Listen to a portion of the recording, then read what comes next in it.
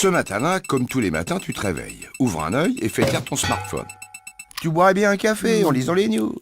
Mais t'es surtout tombé sur cette incroyable vidéo d'un chat déguisé en requin sur un aspirateur qui poursuit un canard. Aujourd'hui, tu cliques et sors tellement vite. C'est si simple, c'en est devenu frénétique. Aux toilettes, au resto avec ta femme, en vacances, hein? Mais oui, si tu veux, prends tes pieds face à la mer, c'est dégueulasse, mais bon.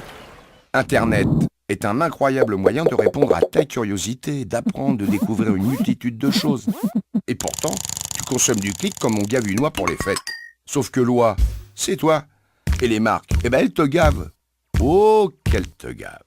Et bien sûr, elles se gavent au passage. Ouais, tes historiques de navigation, tes informations sur Facebook, le contenu de tes mails et tes recherches Google sont de précieuses informations stockées par des monstres d'Internet.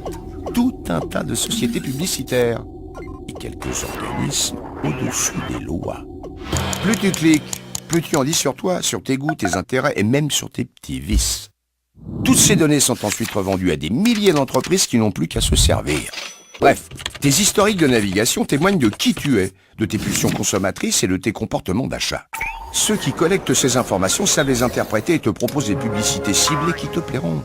Tape vacances et New York sur Google. Et quelques minutes plus tard, les vols les moins chers pour la grande pomme inondent tes espaces pubs. On appelle ça le retargeting, ou l'art de rentrer par la fenêtre quand t'es sorti par la porte.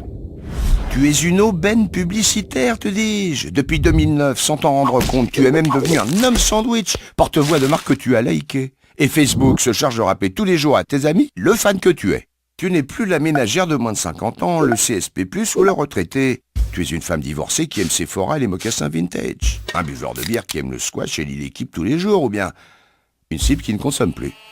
Enfin, presque plus. Une nouvelle révolution d'Internet s'annonce. C'est l'ère du big data, et nous n'en sommes qu'aux prémices. Nous collectons les données plus rapidement que nous sommes capables de les analyser. Si ce phénomène peut s'avérer utile en médecine, en géologie ou en sociologie, c'est en publicité qu'il rapporte le plus d'argent.